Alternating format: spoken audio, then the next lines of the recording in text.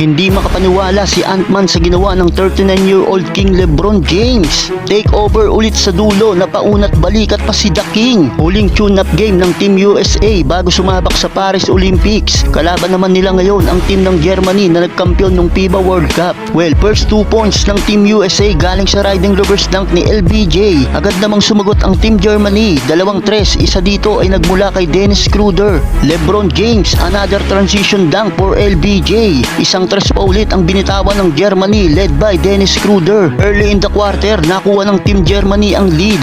Under 5 minutes mark, gumawa ng run ang Team USA. Si Drew Holiday naman ang kumakana. Nagpatuloy ang run ng Team USA dahil sa kanilang second unit. Biglang lobo ang kalamangan nila kontra Germany, mga idol. Solid ang opensa at pati na rin ang depensang ipinamalas ng mga Amerikano sa quarter na ito.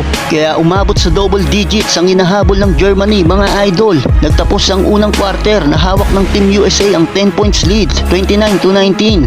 Second quarter, Germany naman ang kumamada sa opensa. 7-2 nating start kagad ang panimula ng mga Germans, mga idol. Kaya bahagya silang nakadikit sa talaan. Yun nga lang, ayaw pumayag ng Team USA na hindi sila makasagot. Isang trash kay Curry at isang transition dunk mula kay Anthony Edwards ang naipangsagot ng Team USA. Naputol na lang ang kanilang momentum dahil sa 10-2 nating run ng Germany, mga idol. Solid outside shooting para sa team ng Germany. Ang ganda pa ng ikot ng bola, mga idol. Last 2 minutes, blanka ang inabot ng isang player ng German kay Joel Embiid.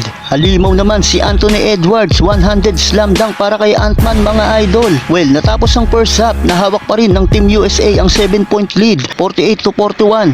Third quarter, mainit pa rin ang panimula ng both teams kung saan palitan lang sila ng opensa, mga idol.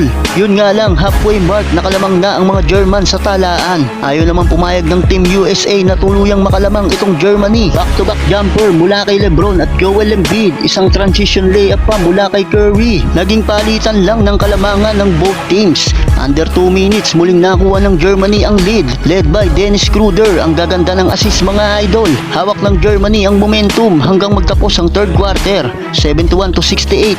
Fourth quarter, naging pukpukan na ang laban.